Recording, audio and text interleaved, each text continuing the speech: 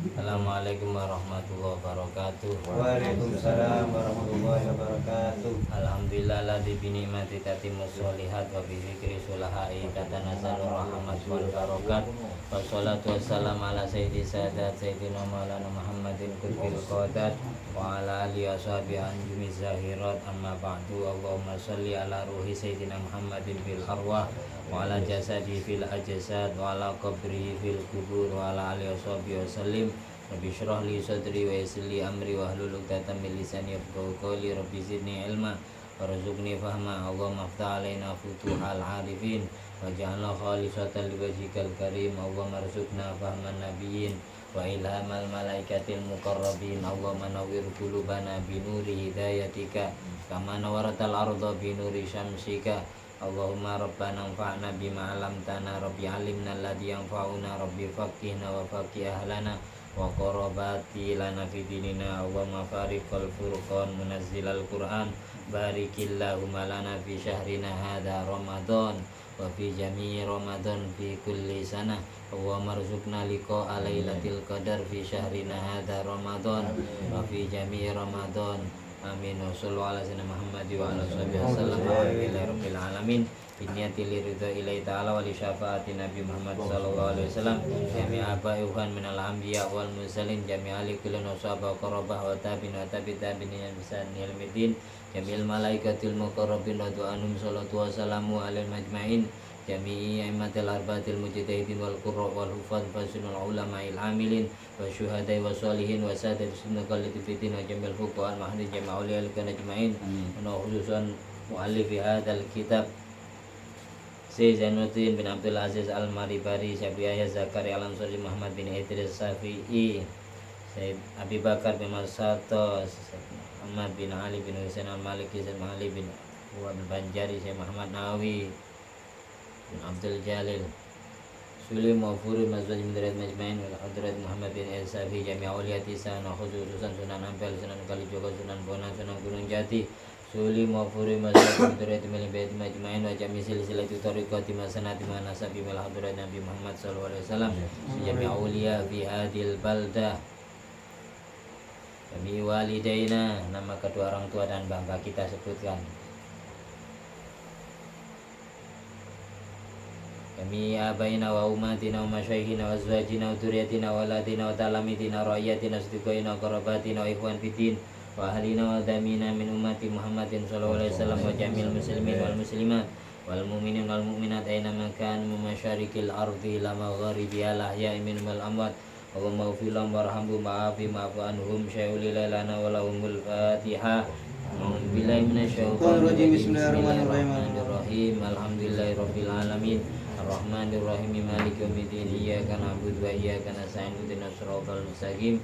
Siratal ladzina an'amta 'alaihim ghairil maghdubi 'alaihim waladdallin. Amin. Alhamdulillah sekarang sudah malam Ramadan, malam ke-22 kita sholat tarawih. Kurang berapa hari lagi, kurang 1 pekan lagi kita sudah ditinggalkan Ramadan. Untuk menyambut hari Idul Fitri. Tapi sebelumnya terkait dengan itu semua saya bacakan tentang yang berkait dengan Ramadan. Yang pertama, masalah hal-hal yang dapat membatalkan puasa. Wa yuftiru amidun la nasin lisom wa inkasura minhu nahwu jima'in wa uklin alimun la jahilun ya annama ta'atahu muftirun li qurbi islamihi aw nas'ihi bi badiyatin ba'idatin amman ya'rifu dzalik mukhtarun la mukrahun la yahsulu minhu qasdun wala fikrun wala taladdudun bi jima'in wa illam yunzil wastimna'in walau biyadihi aw biyadi halilatihi wa bilamsin lima yungkidu lamsuhu bilaha ilin. Yang pertama, hal-hal yang dapat membatalkan puasa Ramadan kita ataupun puasa-puasa yang kita lakukan seperti puasa sunat. Orang yang melakukan ini semua dalam keadaan amit sengaja, bukan karena lupa kalau dia sedang puasa, seperti adanya hubungan intim. Ini kalau lupa, maksudnya bukan lupa hubungan intimnya, lupa status dia sedang shaim, dia sedang puasa.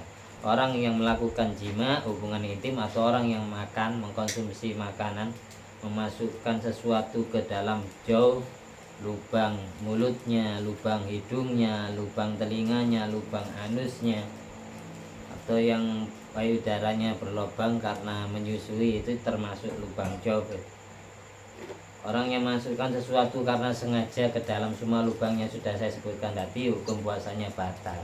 Jadi dilakukan bukan karena sengaja tapi lalai. Lalai kalau dia sedang puasa Ramadan atau puasa sunat. Dan juga alimun, dia ngerti kalau itu semua membatalkan puasa.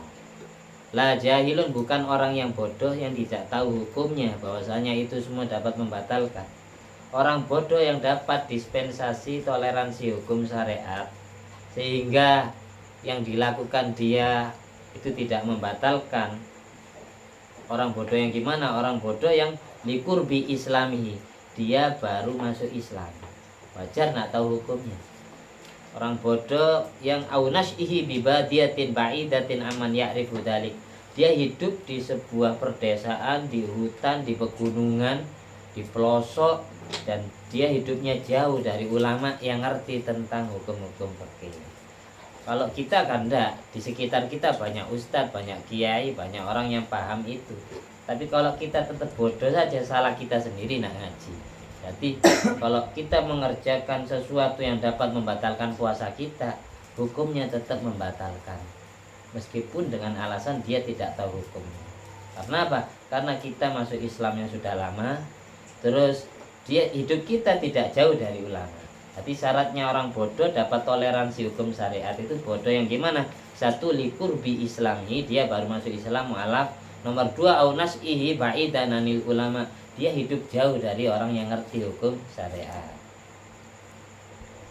Terus kriteria orang yang membatalkan puasanya dengan mengkonsumsi hal-hal yang dapat membatalkan puasa, muhtarun, dia melakukannya karena kehendak sendiri, la mukrohun, bukan karena dipaksa, lam yahsul minu qasdun wala fikrun wala taladudun, yang tidak dihasilkan karena unsur disengaja atau karena dipikir-pikirkan atau karena diambil lezatnya, bijimain, batal puasanya sebab hubungan intim, wa ilam yunzil, meskipun hubungannya tidak sampai keluar sperma, hanya sebatas memasukkan batang penis ke lubang vagina, itu tetap batal meskipun tidak keluar sperma.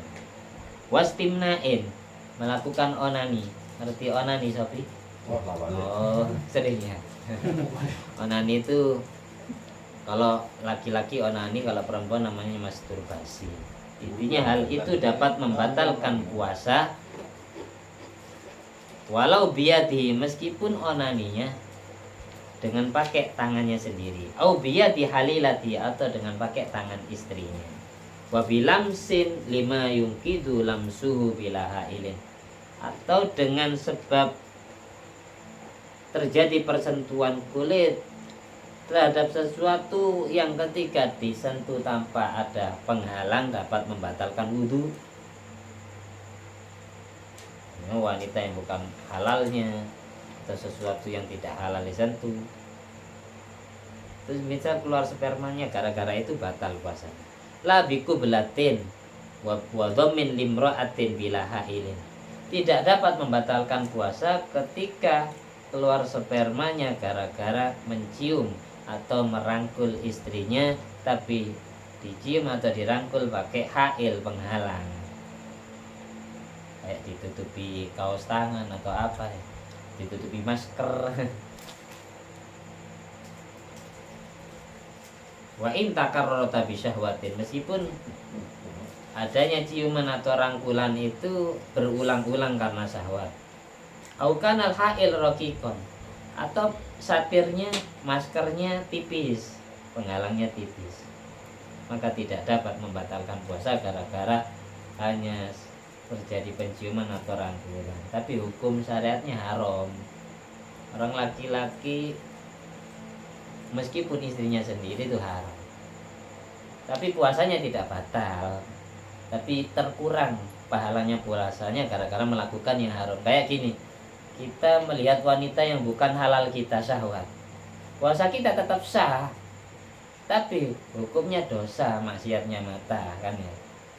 Tapi adanya maksiat mata ini tidak dapat membatalkan puasa kita, tapi mengurangi ganjarannya. Bisa jadi berkurang, bisa jadi tidak diterima oleh Allah. Karena organ tubuh kita tidak puasa. Kan puasanya orang awam itu hanya sebatas menahan dahaga, rasa haus, lapar. Kalau puasanya orang-orang yang khos itu, yang berpuasa bukan hanya perut dan mulut, tapi betul-betul seluruh organ tubuhnya mulai ujung rambut sampai kaki berpuasa kepada Allah. Maksudnya berpuasa dari apa? Dari hal-hal yang bersifat syahwat.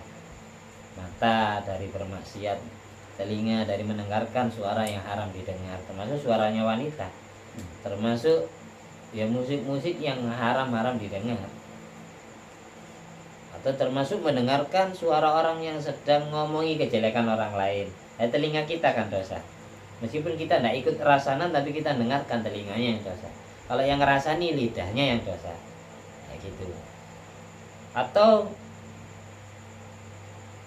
tangannya bermaksiat buat mukul orang, atau kelaminnya bermaksiat, atau kakinya bisa kan, meskipun tidak mengkonsumsi makanan, tapi hal itu semua haram hukumnya. Tapi tidak dapat membatalkan puasa kita, hanya saja bisa mengurangi pahala puasa atau bahkan tidak diterima gara-gara itu puasa.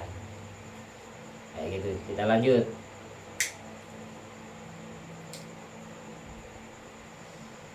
Jadi bal bihailin bainama fa'anzala.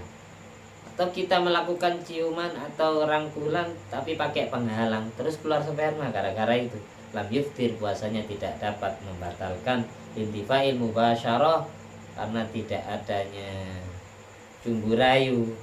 Kal ihtilam, sama seperti orang mimpi basah hukumnya. Wal inzal binadharin wa fikrin, atau orang yang keluar spermanya gara-gara melihat kayak video, atau gara-gara mikir-mikir yang res, terus keluar sperma, maka puasanya tidak batal. Puasanya tidak batal secara fikih, sah. Tapi unsur haramnya, haram karena syahwat itu unsur sendiri, unsur lain. Tapi tidak ngaruh kepada batalnya puasa secara fikih. Jadi tetap sah puasanya. Ini keharaman unsur lain, unsur matanya atau unsur pikirannya. Paham ya? Jelas ya? Walau lama sama roman au sya'ram ra'atin fa'anzala lam yukfir. Jadi kalau ada orang menyentuh wanita mahramnya sendiri, wanita mahramnya sendiri, ibunya atau kakak perempuannya, adik perempuannya, kan wanita mahram. Ini bukan istri berarti ya. Terus setelah terjadi atau menyentuh rambutnya saja, saking buasing menyentuh rambutnya syahwat, fa'anzala, lalu dia keluar sperma, lam yuftir, maka puasanya tidak batal. Li adamin naqdhihi, karena dengan melakukan hal itu tidak dapat membatalkan wudu. Oleh karena itu tidak batal. Ya ulangi lagi, ada orang menyentuh mahramnya sendiri atau rambutnya perempuan, terus dia keluar sperma, maka puasanya tidak batal. Karena apa? Karena wudhunya pun juga tidak batal gara-gara itu. Wala yuftir bi khuruji madiyin khilafan lil malikiyah. Dan juga puasanya orang tidak batal gara-gara keluarnya madi. Madi ini biasanya keluar setelah kencing. Jadi kita habis kencing terus keluar, kayak terasa keluar sesuatu dari lubang kelamin kita, itu namanya madi. Keluarnya tidak terasa. Atau madi ini biasanya keluar ketika syahwat kita baru bergejolak. Baru bergejolak itu biasanya madi keluar. Kalau wadi biasanya kita karena kecapean, tiba-tiba celana kita, sarung kita basah, itu dia wadi. Tapi madi sama wadi itu najis. Kalau mani suci tapi dapat mewajibkan mandi atas besar. Kalau wadi sama madi itu najis tapi tidak mewajibkan mandi. Karena apa? Keluarnya tidak nikmat. Beda dengan sperma. Sperma keluarnya nikmat. Dia merasakan nikmat bukan di area kelamin itu saja. Seluruh tubuh mulai ujung rambut sampai kaki merasakan kenikmatan ketika sperma itu keluar. Oleh karena itu syariat mewajibkan seluruh tubuh dibasuh sebagai mandi atas besar. Beda dengan orang kencing, orang kebelet pipis ya. Kemudian kita keluarkan. Yang merasakan nikmat daerah sekitar kelamin kita. Tapi ujung rambut tidak nikmat. Beda dengan sperma.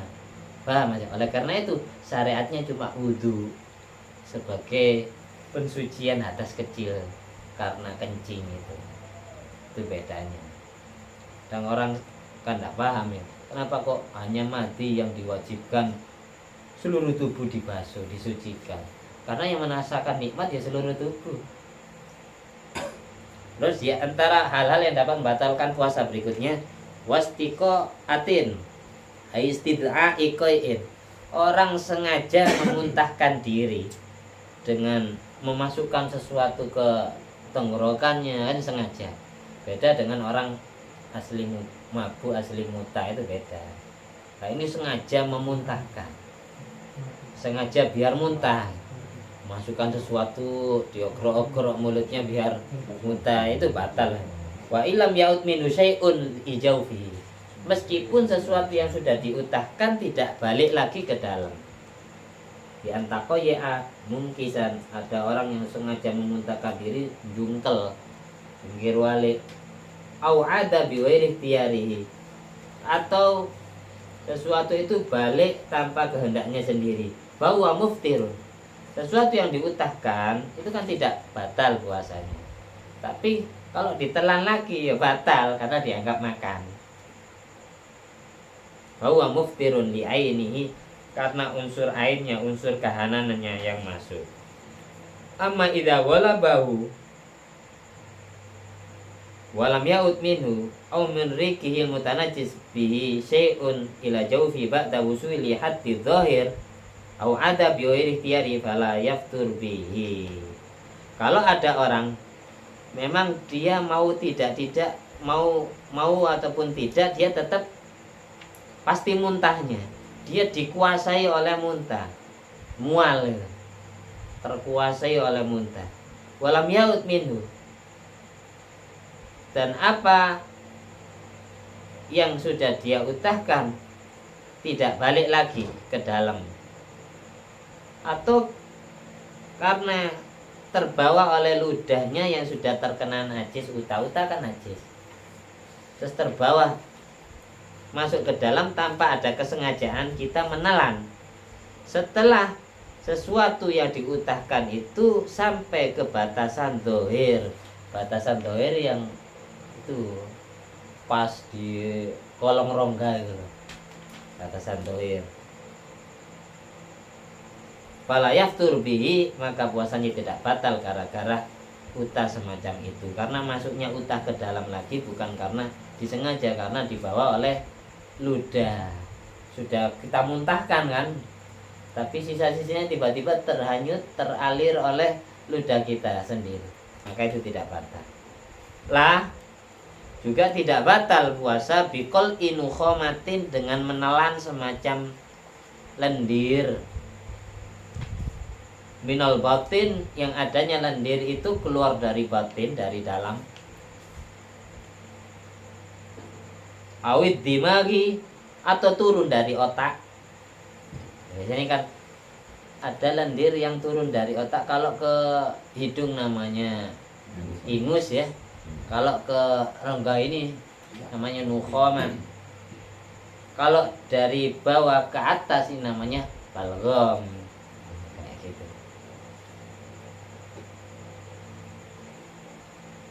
Begini, kalau yang dari bawah ke atas itu namanya nukhomah, kerak bahasa Jawanya, riak.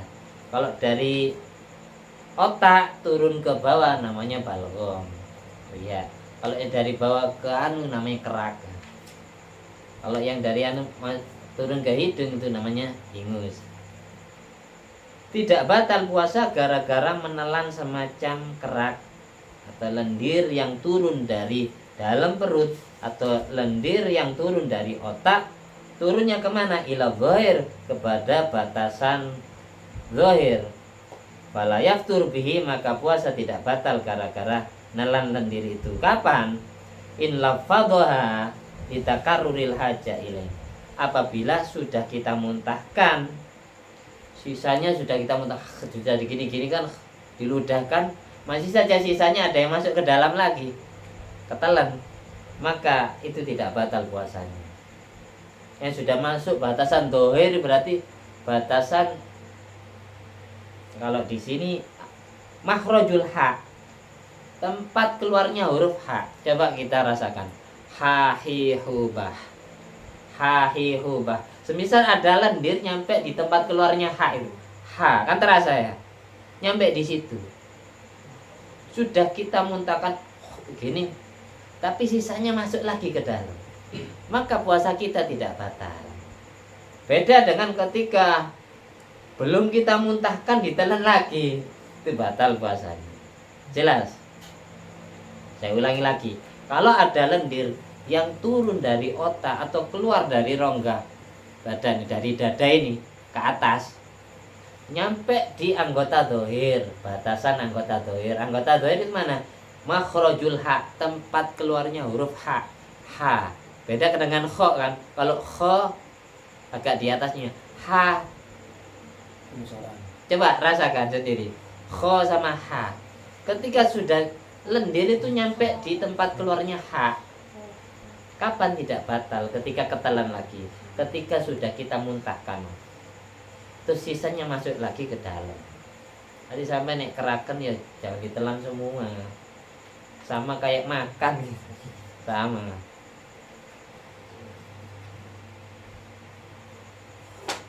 Kalau sudah nyampe di batasan ha tapi tidak dimuntahkan, amma lawi betalaha ma'al qudra ala lafdhiya ba'da wusuli li haddidz zahir. Kalau ada orang menelan lendir, menelan kerak ria, tapi dia mampu untuk memuntahkannya setelah kerak itu, lendir itu nyampe di tempat keluarnya huruf ha, fayafturu qat'an, maka puasanya batal secara pasti. Ini sering pasti orangnya puasa mengalami ini. Saya ulangi lagi biar tambah jelas ya. Kalau ada orang lendirnya sudah masuk ke tempat keluarnya huruf ha, sudah nyampe di situ, tapi tidak dimuntahkan, ditelan lagi, maka hukum puasanya batal. Kalau sudah kita muntahkan, terus sisanya ada yang masuk ke dalam, maka tidak batal. Karena kita melakukan itu sudah tidak bisa, mau dipaksakan tidak bisa, sudah terpaksa. Walau dakhalat dubabatun jaufahu aftara bi ikhrajiha mutlaqan. Kalau ada orang perutnya atau mulutnya kemasukan lalat, ada lalat tebang tiba-tiba masuk ke mulut, aftara, maka puasanya batal bi ikhrajiha mutlaqan, dengan mengeluarkan lalat itu secara mutlak. Soalnya kan mesti ngawos gue. Memang kayak gitu ya. Nah, jadi dikeluarkan. Kan gini. Jadi jangan dikeluarkan. Kalian tidak paham ya. Saya ulangi lagi. Kalau ada lalat masuk ke rongga kita, puasanya dianggap batal. Kapan? Dengan memuntahkan lalat itu keluar lagi. Ya biarkan masuk, jangan dikeluarkan. Paham ya? Saya ulangi lagi. Laudo kholat zubabatun jaufahu. Kalau ada lalat masuk ke dalam kita, rongga kita, nyampe di sini, di tenggorokan, aftara, puasanya dihukum batal. Kapan? Bi ikhrajiha mutlaqan, dengan sebab mengeluarkan lalat itu secara mutlak. Jadi tidak usah dikeluarkan, telan weh, karena masuknya lalat itu bukan karena kehendak kita. Nanti jangan dikeluarkan. Nggak harus lalat, ibaratnya ini lalat, bisa nyamuk termasuk. Tapi yang umum kan lalat, yang bandel itu. Dikira gua hiro. Mau bertapa, paling lalernya mau pingin jadi tawon. Mau bertapa dulu. Wa jazalahu indarrahu baqa'u ma'al qada.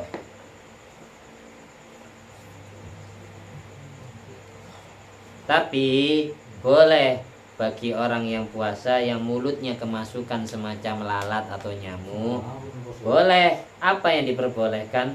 Mengeluarkan lalat itu dengan alasan indarrahu baqa'u. Kalau dia merasa mudorot dengan membiarkan lalat itu masuk ke dalam, dia habis nginggap kotoran masuk ke dalam, nanti saya keracunan. Kalau dia khawatir seperti itu, boleh dia keluarkan, tapi puasanya tetap wajib diqodoi ma'al qodok. Jaza ma'al qodok boleh, tapi wajib mengqodoi.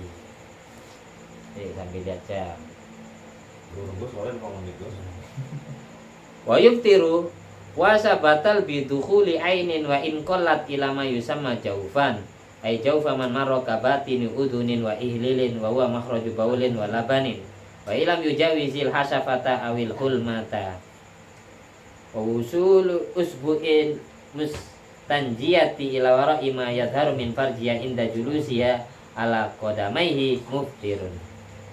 Batal puasanya seseorang yang puasa sebab masuknya sebuah kahanan, sesuatu, bukan athar, bukan bekas, tapi asli barang yang masuk.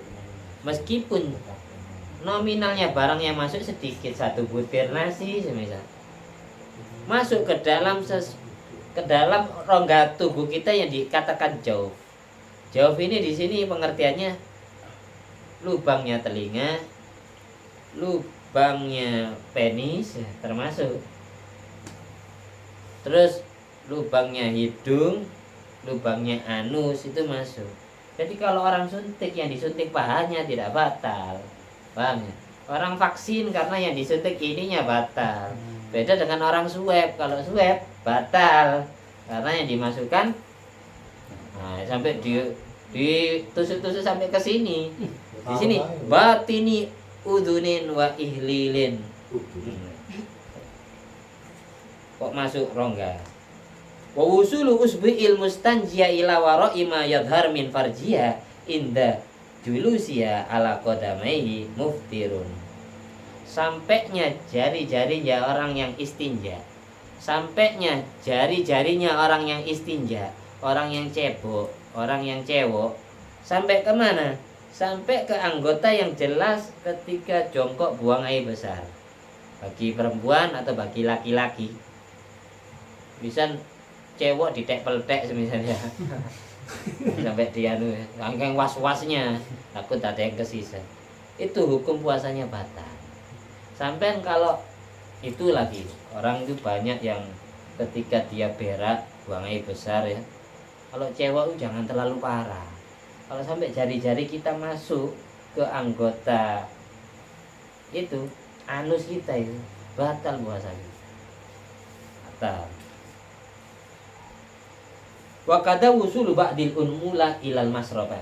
Begitu juga sampainya ujung jari-jari ke bol, ke merah-merahnya anus itu, ke bagian dalam kembut apa bahasanya? Apa masrabah itu? Bol itu apa? Ya bol itu.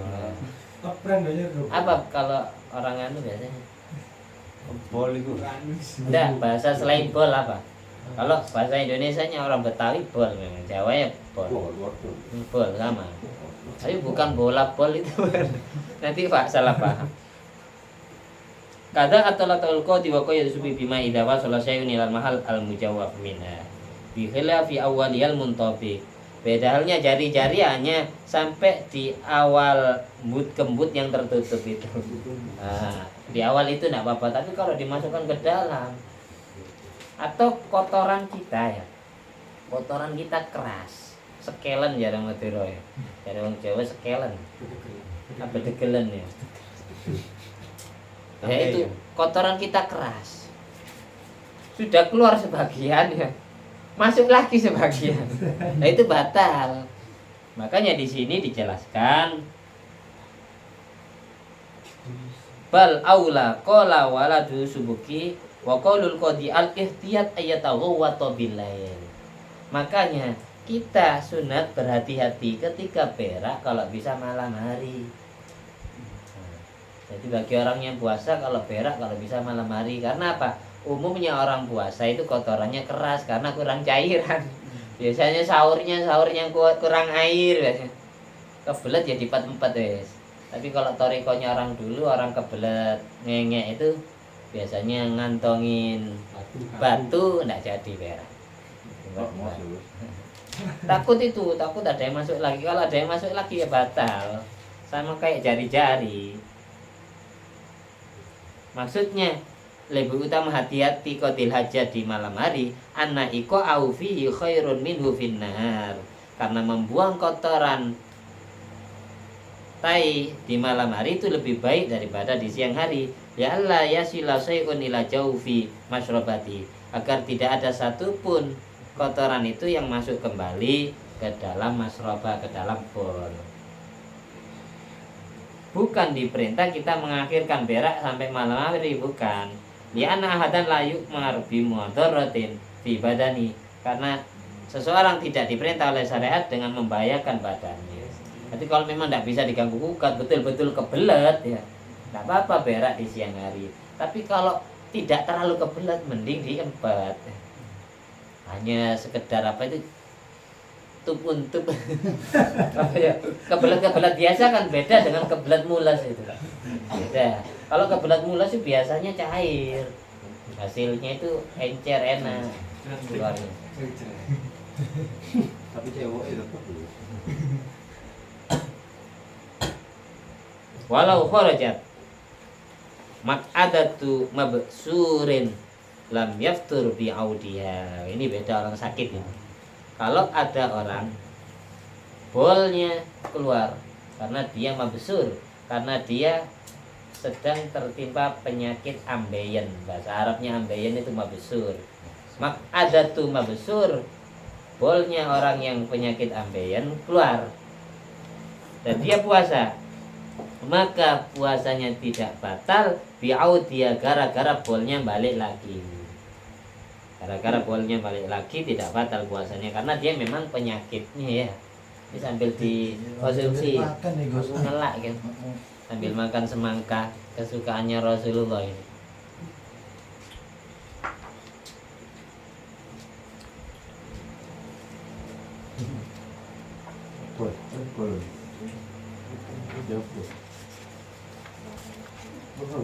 Begitu.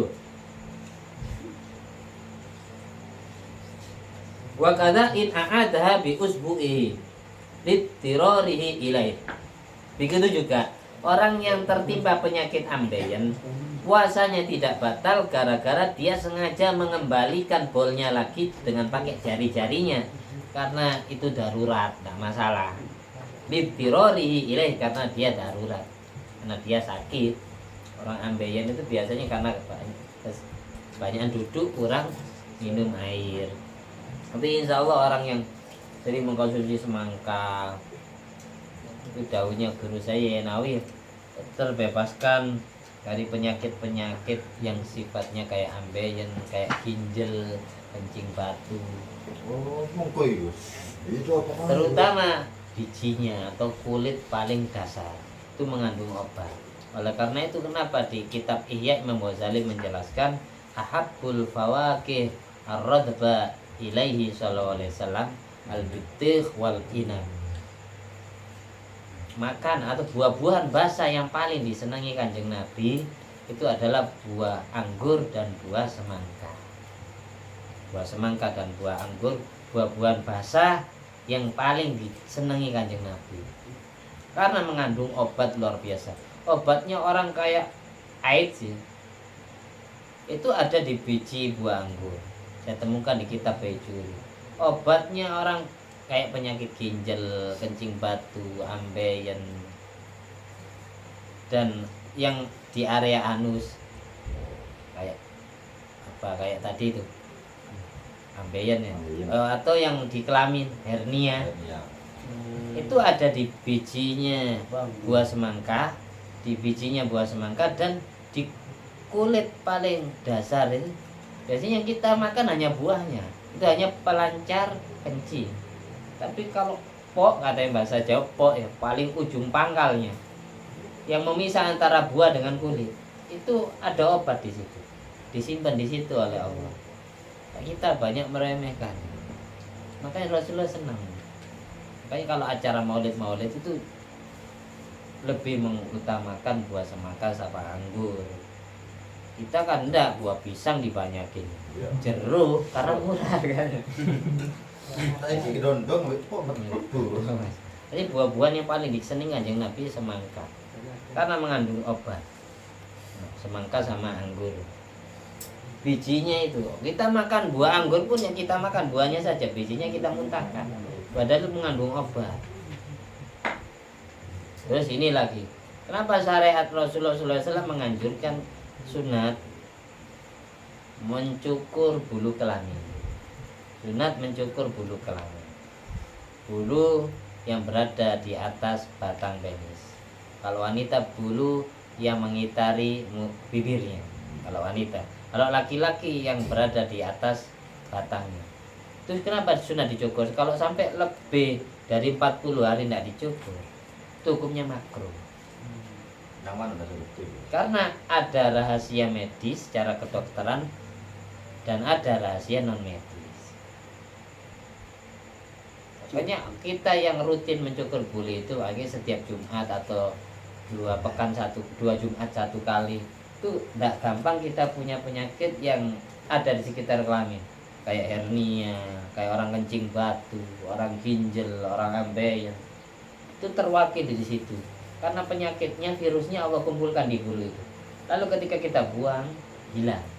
Sama kayak gini, penyakit-penyakit yang ada di pusar ke atas sampai pundak itu terwakili di bulu ketek, virusnya disimpan di situ oleh. Jadi ketika makanya sunat bulu yang sunat dicukur apa? Bulu ketek, bulu kelamin, bulu kumis.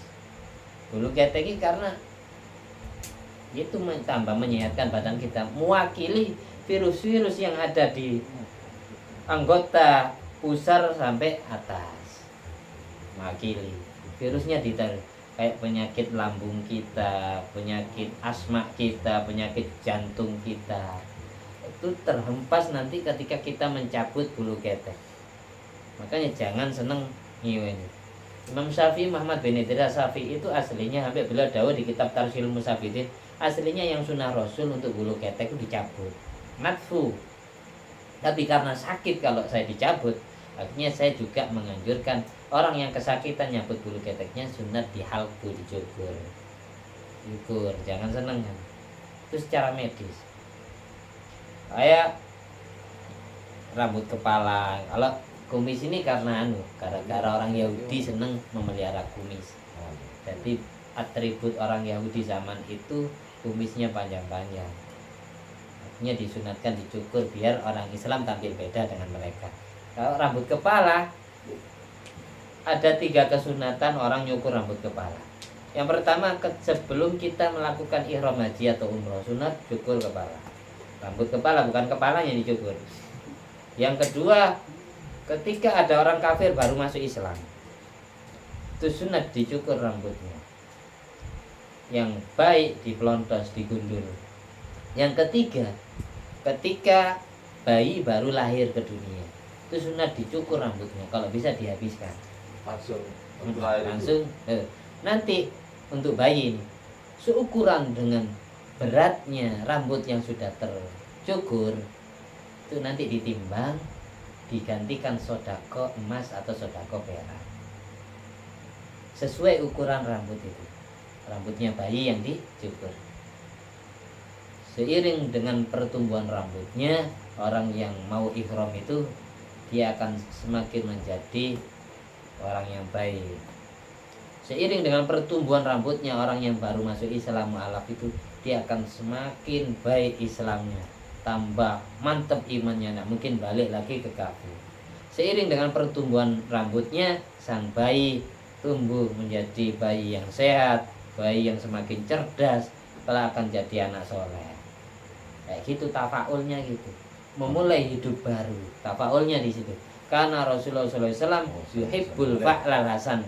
Kanjeng Nabi itu senang ketika ada umatnya banyak punya niatan tafaul yang baik, ngalap ketularan kebaikannya. Selesai ibadah haji ataupun umroh, ihram haji, ihram umroh, orang yang haji atau umroh wajib menutup ibadahnya dengan tahallul, mencukur rambut kepalanya. Tahallul, mencukur rambut kepalanya. Kenapa kok sampai mencukur rambut kepala menjadi penutup ibadah ihram haji dan umroh? Apa rahasianya? Karena semua dosa Allah himpun di rambut.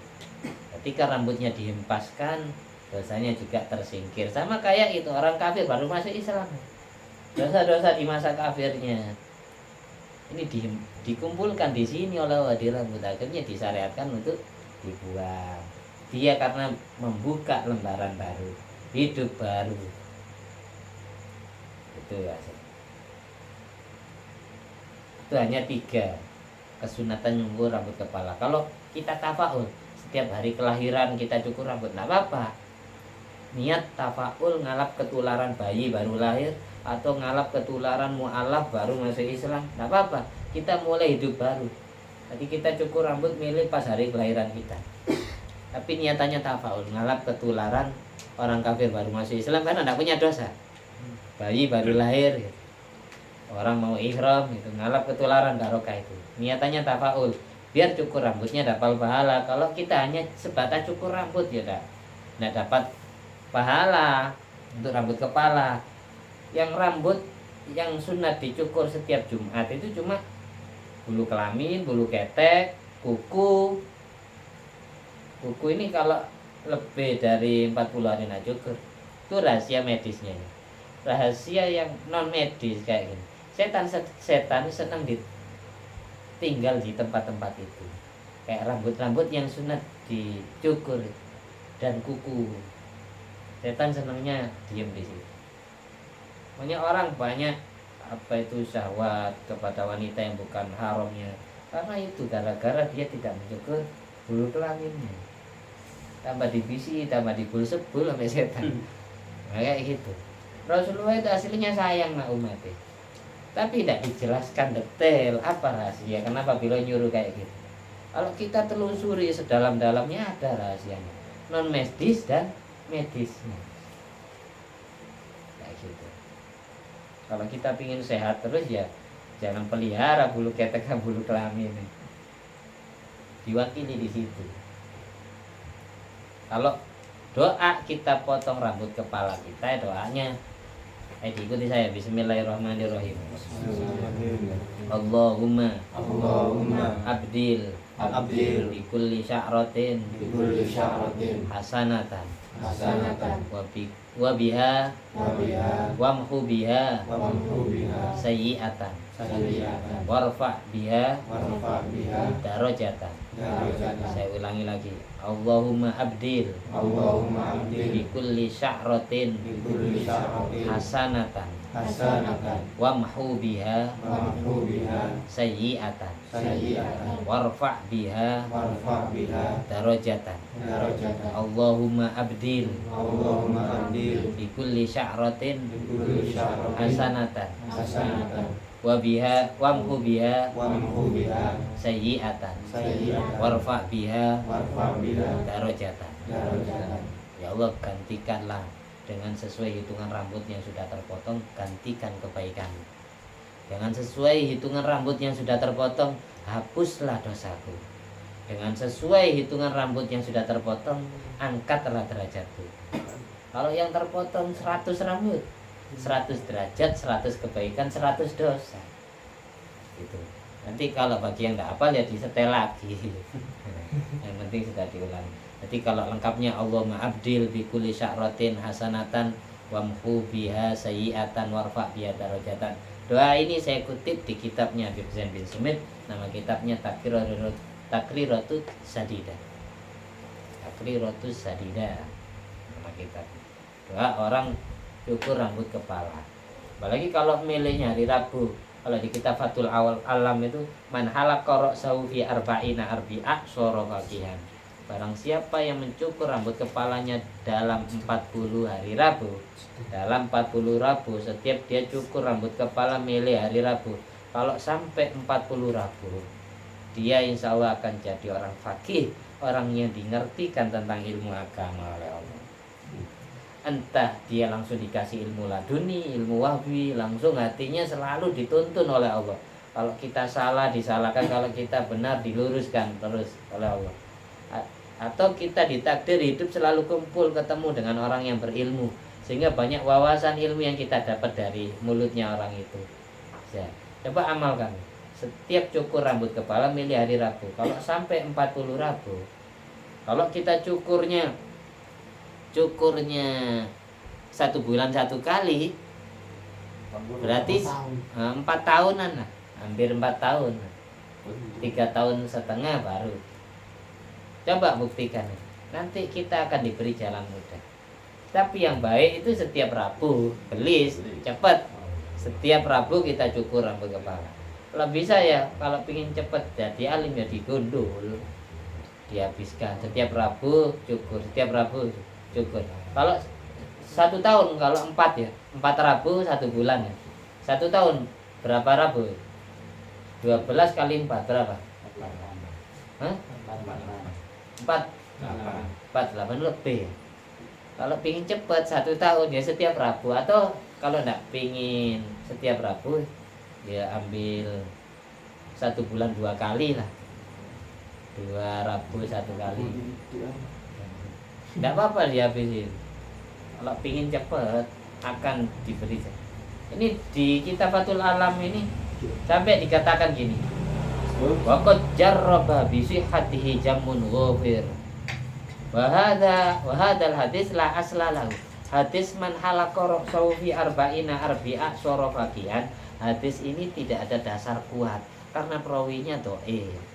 Tapi waqad jarraba bi sihhatihi jammun ghafir, sangat membuktikan kemujarabannya, sangat membuktikan eksperimennya, uji cobanya, keabsahannya banyak dari sebagian besar ulama-ulama. Banyak yang membuktikan kebenaran hadis ini. Meskipun hadisnya ini lemah, dhaif, tapi banyak membuktikan ketika kita amalkan beneran, banyak yang jadi orang alim beneran gitu loh. Maksudnya waqad jarraba bi sihhatihi jammun ghafir. Mungkin sekian dari saya, sudah hampir 1:30 ya. Mudah-mudahan bermanfaat. Tapi ini ada terakhir ya. Ini tentang hari Lebaran. Mumpung ingat lupa saya.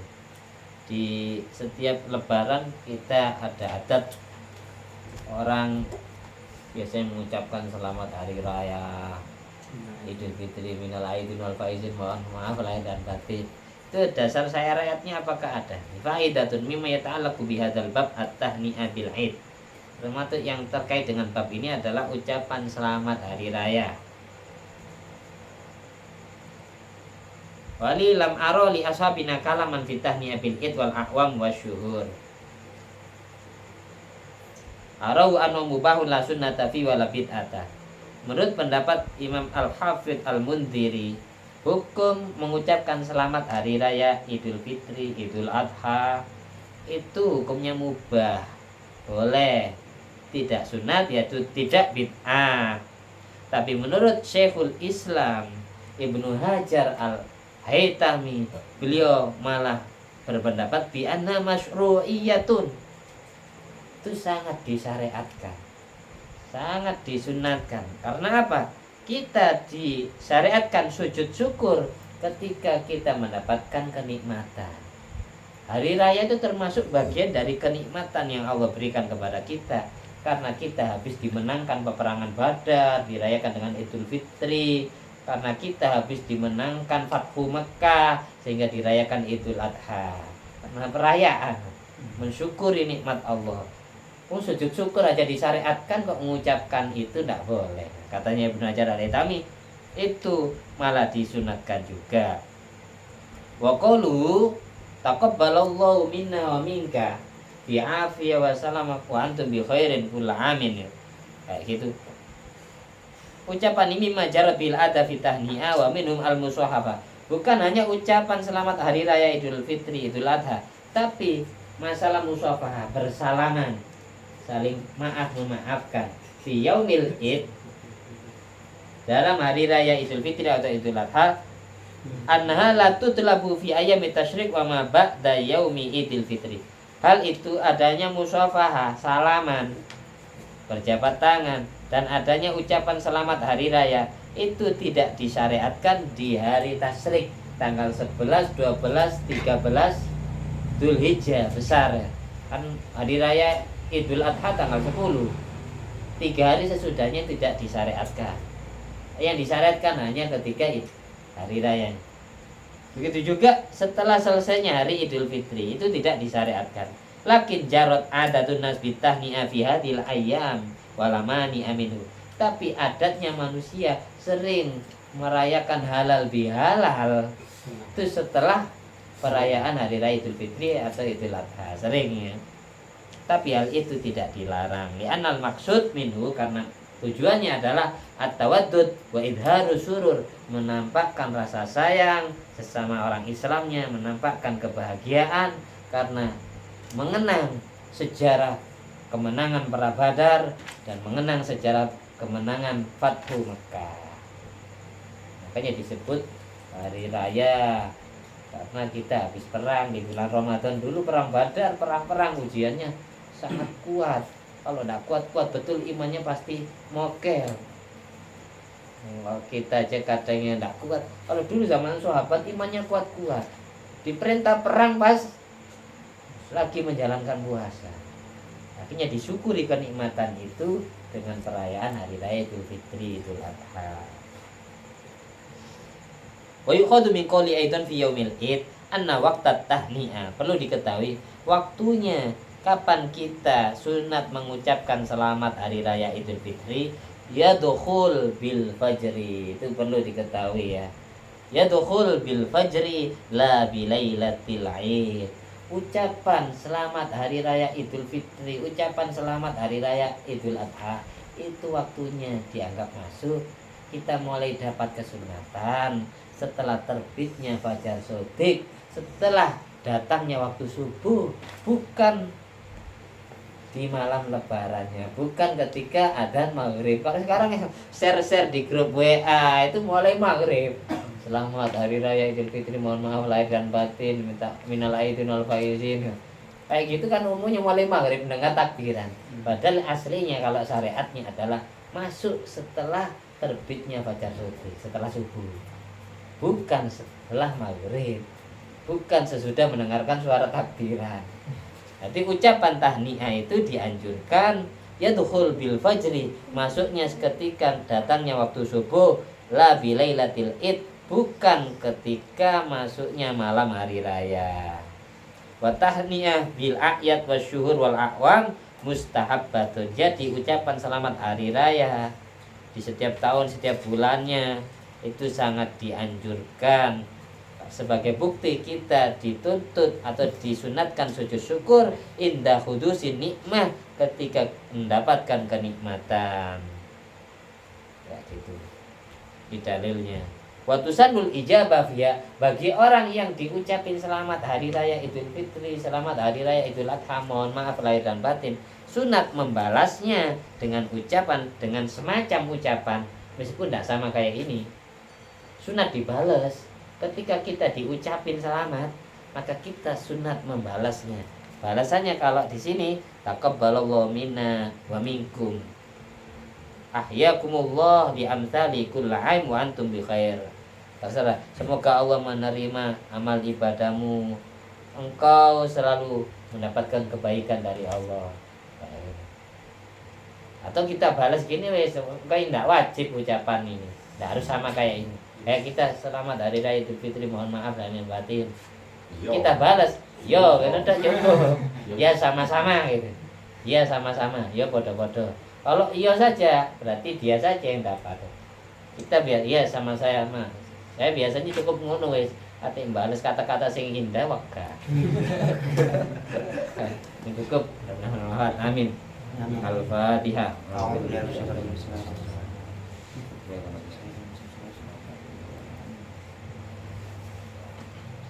Nama kitab keterangan tadi namanya kitab Hasyiatul Jamal, menghasyai kitab Fathul Wahabnya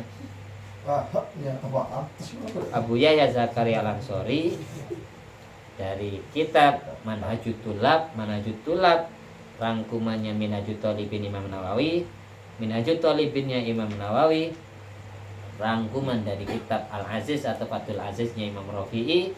Fathul Aziznya Imam Rafi'i mensyarahi kitab Al-Muharrar nya Imam Rafi'i juga. Al-Muharrar rangkumannya Al-Wajiz rangkumannya Al-Wasid rangkumannya Al-Basit. 3 kitab ini karya Imam Abu Hamid Al-Ghazali, dan ketiga kitab ini atau Al-Basit ini rangkumannya kitab Nihayatul Matalab fi Dirayatil Madhab karya Imam Haramain Muhammad Abdul Malik Al-Juwaini, dan Nihayatul Matalab fi Dirayatil Madhab ini rangkuman atau pemaduan 4 kitabnya Imam Syafi'i dan kedua muridnya.